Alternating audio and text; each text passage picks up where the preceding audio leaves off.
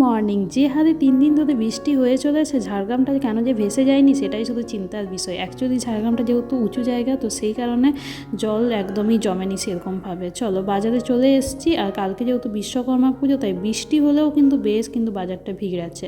আসলে আজকে একটু বৃষ্টিটা কম হচ্ছে, কখনো থামছে কখনো ঝিরিঝিরি পড়ছে, বাট হচ্ছেই। চলো আমাদের যে কারণে আসা, এই হচ্ছে তার রিজন। বাড়িতে যেহেতু এক গাদা বাবুকে রেখেছি, অতএব তাদের খাবার তো যোগান দিতেই হবে যতই বৃষ্টি হোক। বাড়িতে এসে দেখি মাছোটা সেই সকাল থেকে যে বিছনায় শুয়ে আছে, একদমই কিন্তু না আমার নাম চর্চা নিচ্ছে না, বিকজ ঠান্ডা লাগছে সিরিয়াসলি। বিকেলে কাকুরা এসেছিলো আর আমার যেন ফেভারিট মিষ্টি এনেছিল উইদাউট সুগার, তারপরে একটু চা করে নিলাম। আর এখন কিন্তু বৃষ্টি একটু বেশ ভালোই পড়ছিল। আর লুডো খেলবো না সেটা তো হতেই পারে না।